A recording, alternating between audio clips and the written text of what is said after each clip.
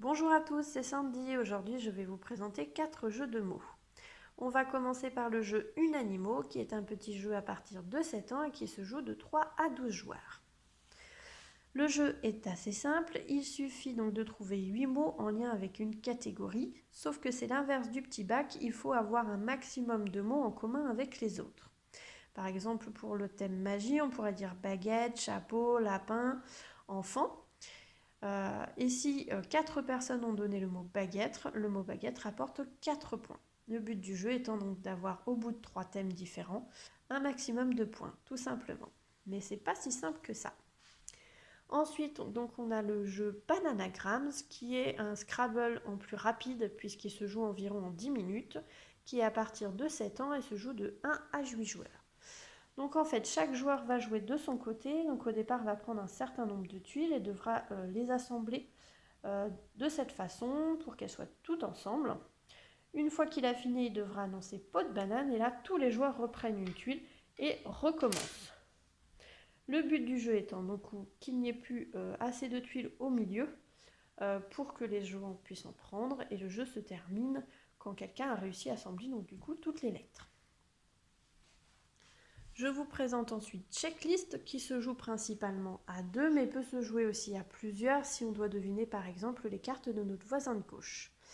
Donc là le but du jeu va être de deviner les cartes de l'adversaire, donc c'est des lettres, il y a 2 consonnes et une voyelle.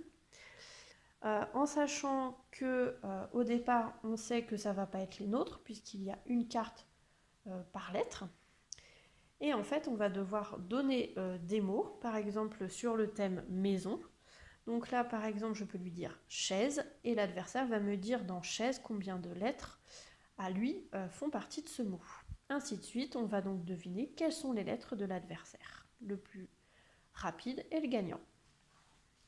Et pour finir, donc on a le jeu Jetlag qui lui à partir de 12 ans et qui se joue de 3 à 8 joueurs, donc principalement en équipe. Donc là, en fait, c'est un quiz qui va être complètement décalé, puisqu'il va falloir répondre toujours avec la réponse de la question d'avant. Petit exemple. Alors là, la réponse est une lettre utilisée par le bûcheron. On ne dit rien, mais on enregistre la réponse. Cube jeté pour jouer. Il faudrait répondre H, puisque c'est la réponse à la question d'avant. Permet aux oiseaux de voler, il faudrait répondre D. Coule du robinet. L, on s'assoit sur le sien. O, et ainsi de suite. Donc il y a vraiment beaucoup de catégories différentes. Il y en a c'est des oui-non, il y en a c'est répondre des chiffres, il y en a c'est répondre des choses totalement au hasard, il y en a c'est café ou pas café, il y en a c'est du mime, il y a vraiment de tout, c'est assez marrant. Et on peut jouer donc en équipe, donc à un certain nombre. Et donc le but du jeu, c'est d'avoir le plus de points possible en un sablier, donc aller le plus loin possible sur la carte, en sachant qu'il y a des paliers. Donc soit on gagne un point, soit 2 points, soit 3 points.